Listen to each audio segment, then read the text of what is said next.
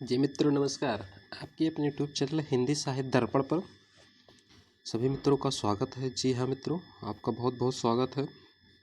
और जो मित्र हमारे चैनल पर नए हैं वो लोग चैनल को सब्सक्राइब कर लें, टेलीग्राम चैनल को भी ज्वाइन कर लें, वहाँ पर ऐसे जो होता है इससे आप लोगों को लाभ हो, कुछ आप लोग ज़रूर सम्मिलित हो और अपना मत ज़रूर दें। मित्रों आज मैं ऐसे महत्वपूर्ण टॉपिक को लेकर आया हूँ जिसको पढ़ने में आप लोगों को मज़ा ही मज़ा आ जाएगा, जो रस है। जी हाँ मित्रों, रस एक महत्वपूर्ण टॉपिक है और अपना एक अलग स्थान भी रखता है।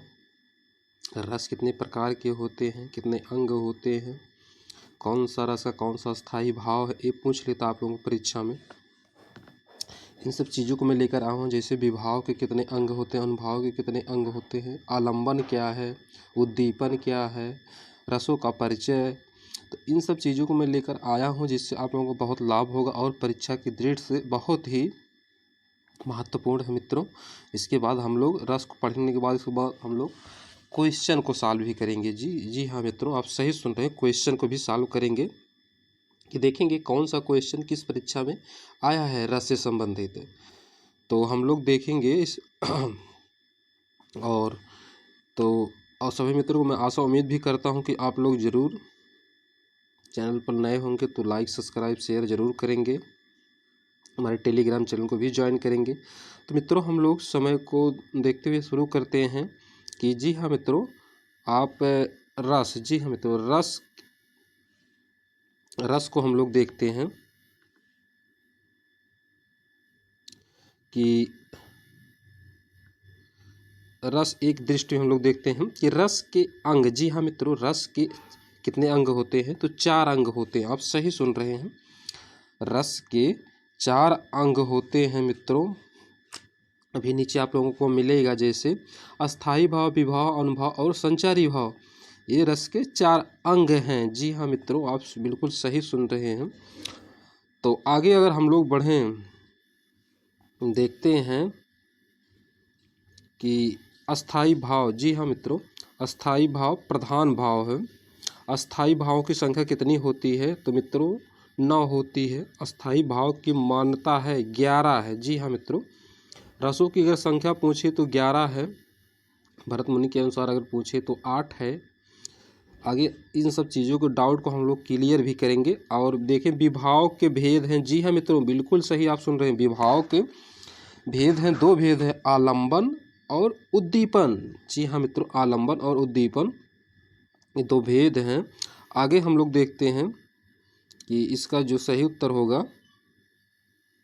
देखिए विभाव के भेद हैं, नीचे है विभाव के 2 भेद हैं, आलंबन और उद्दीपन। जी हाँ मित्रों, बिल्कुल सही, बहुत ही महत्वपूर्ण है टॉपिक, इसको हम लोगों को इग्नोर बिल्कुल करना ही नहीं है। जो मित्र हमारी तैयारी परीक्षा की दृष्टि से कर रहे हैं, चाहे वो टीजीटी हो, पीजीटी हो, बीएड प्रवेश परीक्षा हो, तो यूपीएससीआई हो, आरओ हो, विभिन्न परीक्षाओं में पूछे गए हैं, पूछे जा सकते भी हैं, संभावना भी बनती है आप लोगों को पूछने के लिए। तो आगे हम लोग देखते हैं कि आलंबन विभाव के भेद हैं। आलंबन विभाव के कौन भेद है, जैसे आश्रय आलंबन और विषय आलंबन। तो इसका जो सही उत्तर होगा, आगे हम लोग अगर देखें तो इसका जो हो जाएगा आश्रय। उद्दीपन के विभाव के भेद हैं। उद्दीपन विभाव के कौन भेद, जैसे आलंबन के गुण है, आलंबन की चेष्टाएं और आलंबन का अलंकार और तटस्थता। इस प्रकार कुल 4 भेद होते हैं मित्रों, 4 भेद होते हैं। तो इसके जो 4 भेद होते हैं हम लोग देखेंगे। वो भी अनुभाव का अर्थ है, जी हाँ मित्रों, अनुभाव का अर्थ है भाव के पीछे उत्पन्न होने वाला अनुभव। अनुभाव के भेद 4 हैं। अनुभाव कौन कौन से, जैसे कायिक है, वाचिक है, आहार है, सात्विक है। तो इनसे सात्विक के 8 भेद होते हैं। जी हाँ मित्रों, सात्विक के 8 भेद होते हैं। देखिए उसमें कौन कौन सा आप लोग परीक्षा में पूछ देता है, इसमें दे देगा इनमें कौन कौन अनुभाव का भेद है और कौन नहीं है। 4 ऑप्शन है, चारों में से 3 दे देगा, 1 नहीं देगा। तो हम लोग आगे देखते हैं कि सात्विक के भेद जो है, सात्विक, जी हाँ मित्र, बहुत ही महत्वपूर्ण है। स्तंभ है, स्वेद है, रोमांच है, स्वरभंग है, कंप है, वैवर्ण है, आंसू है, प्रलय है। जी हाँ मित्रों, ये सात्विक के भेद है। देखिए मानव जीवन में घटित भी होता है।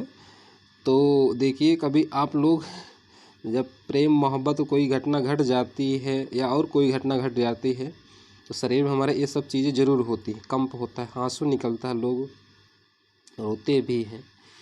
तो आगे हम लोग बढ़ें और देखते हैं कि परिभाषा। जी हाँ मित्रों, आप सही सुन रहे हैं, बिल्कुल एकदम सही है। परिभाषा। रस का शाब्दिक अर्थ होता आनंद। काव्य को पढ़ने या सुनने से जिस आनंद की अनुभूति होती है उसे रस कहा जाता है, कहते हैं। पाठक श्रोता के हृदय में अस्थायी भाव ही विभाव आदि से संयुक्त होकर रस को परिणत हो जाता है। रसों को काव्य की आत्मा प्राण तत्व माना जाता है। रस के 4 अंग हैं। जी हाँ मित्रों, रस के 4 अंग हैं। और देखिए कौन कौन से हैं। अस्थाई भाव है, विभाव है, अनुभाव और संचारी भाव। आप लोगों को परीक्षा में पूछ लेता है। मैं क्विज में भी आप लोगों से पूछा था रस के कितने अंग हैं। बहुत से मित्र हमारे गलत कर दिए थे। ये देखिए अस्थाई भाव, विभाव, अनुभाव और संचारी भाव। फिर अनुभाव के 4 होते हैं। संचारी भाव आप लोग जानते हैं 33 होती संख्या, विभाव 2 होते और अस्थाई भाव की संख्या 9 होती है। तो इस प्रकार भी आप लोगों को डाउट क्लियर हो जाएगा। आगे हम लोग देखते हैं कि अस्थाई भाव कैसे कहते हैं। जी हाँ मित्रों, बिल्कुल आप सही सुन रहे हैं। अस्थाई भाव अस्थाई भाव अर्थात प्रधान भाव वही हो सकता है जो रस की अवस्था तक पहुंचता है। अस्थाई भाव की संख्या 9। बाद के आचार्यों ने 2 और रसों की चर्चा की, वात्सल और भगवत विषयक। इस तरह का भगवत विषय से भक्ति रस। जी हाँ मित्रों, इसे भक्ति रस भी कह सकते हैं। इस तरह रसों की कुल भावों की संख्या जो है 11 है, अर्थात रसों की संख्या 11 है। नोट विकल्प में अगर 9 11 दोनों है तो 9 का ही चयन करें। अगर विकल्प में आप लोगों को 9 और 11 दोनों रहेगा तो उसमें आपको 9 को चयन करना है मित्रों। वो मान्य मत है। नीचे देखिए रस, इसका स्थायी भाव रति है और करुण का शोक है, रौद्र का क्रोध है, अद्भुत का आश्चर्य विस्मय, शांत का निर्वेद या निर्वृत्त है, भक्ति का भगवत विषय, रति अनुराग है, हास्य का हास्य है, वीर का उत्साह हो जाएगा, भयानक का भय है, बीभत्स का जुगुप्सा है, वात्सल का वात्सल्य है। इसलिए महत्वपूर्ण मित्रों कि इसमें दे देगा कि करुण रस का स्थायी भाव क्या है, शोक है, या इस प्रकार दे देगा भय का अस्थायी भाव है। भय अस्थायी भाव है तो इसका रस क्या होगा, तो भयानक हो जाएगा। इसका एक फार्मूला भी है, जैसे रौद्र वीर बीभत्स हास करुण श्रृंगार अद्भुत शांत भयानक हो 9 रस के परिवार। इस प्रकार कुल 9 रस होते। अगर ये आप लोगों को कविता अगर याद हो गई ये पंक्ति तो आप लोगों का कंठस्थ भी हो जाएगा रस। तो आगे हम लोग बढ़े, देखते हैं कि अब विभाव। जी हाँ मित्रों, विभाव के कारण अस्थाई भाव का उद्बोधक कारणों को विभाव जन्म देने वाले कारक कहते हैं। रस संबंधी विविध तत्व, जैसे श्रृंगार रस को रसराज या रसपति कहा जाता है। जी हाँ मित्रों, पूछ लेता है कि इसे रसराज कहा जाता है तो श्रृंगार रस को कहा जाता है। नाटक में 8 ही रस माने जाते क्योंकि शांत हो। जी हाँ मित्र, बिल्कुल सही है। शांत को स्थान नहीं मिला है नाटकों में, रस नहीं गिना जाता। यही भरत मुनि भी माने हैं 8। मैं पहले बता चुका हूँ ऊपर कि भरत मुनि के अनुसार जो है 8 रस होते हैं मित्रों। नीचे हम लोग देखते हैं श्रृंगार रस के व्यापक दायरे में वात्सल रस व भक्ति रस आ जाते हैं, इसलिए रसों की संख्या 9 है, ही मान उपयुक्त है। रसों की संख्या 9 जिसमें 9 रस कहा जाता है, मूलतः 9 रस ही मान्य है। आगे हम लोग देखेंगे कि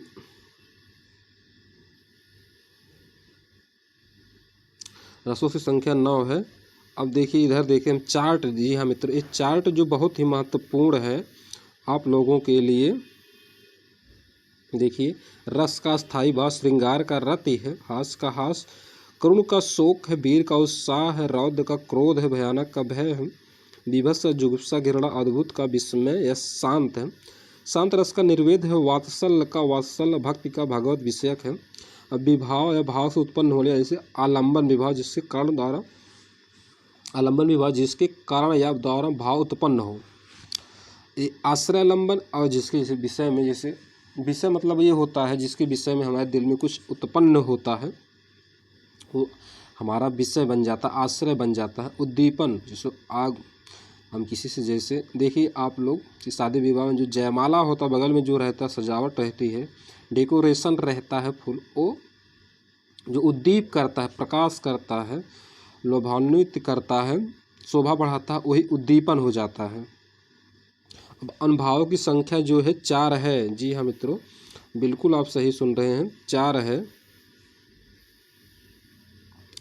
तो यहाँ देखिए हम लोग देखते हैं याद करने के सूत्र है स्वद सेंध, तो इसको हम देखेंगे फिर। अब देखिए फिर इसके बाद जो है संचारी भाव की जो संख्या है वो 33 है। जी हाँ मित्रों, बिल्कुल आप सही सुन रहे हैं। हर्ष है, लज्जा है, विषाद है, ग्लानि है, त्रास है, व्यास है, असूया दूसरे से उत्पन्न के प्रति असहिष्णुता है, अमर्ष है, मोह है, उग्रता है, गर्व है, चपलता है, उत्सुकता है, उद्दीनता है, जड़ता है, आवेग है, निर्वेद है, धृत्य है, इच्छाओं की पूर्ति, की चंचलता का अभाव है, मति है, मत मतलब विवेक, वितर्क है, स्वप्न है, मद है, अपस्मार है, व्याधि है, विबोध है, श्रम है, श्रीमत है, उन्माद है, आलस्य है, निद्रा है।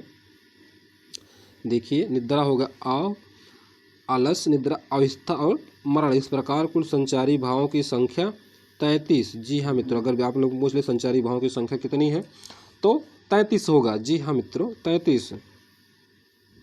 आज हम लोगों ने मित्रों बहुत ही महत्वपूर्ण सेशन को कवर किया, और इसके बाद हम लोग रस को पढ़ने के बाद इसके बाद हम लोग क्या देखेंगे, क्वेश्चन। जी हाँ मित्रों, क्वेश्चन और देखेंगे, और उदाहरण सहित रसों को भी देखेंगे कि कौन सा रस है। और कोई भी समस्या दिक्कत हो मित्रों तो ज़रूर मुझे कमेंट करें, शेयर करें, अपना मत दें, और वीडियो कैसी लग रही है ज़रूर बताएं। और जो मित्र, मैं बार बार कहता हूं मित्रों, ये निःशुल्क है। आप लोग अगर चैनल पर नए हैं तो सब्सक्राइब कर लें, इससे हमें भी अच्छा लगता है कि आप लोगों का एक समर्थन मिलता है, आप लोगों की अपेक्षाएं को मैं पूरा कर सकूं, और इच्छाएं जो हैं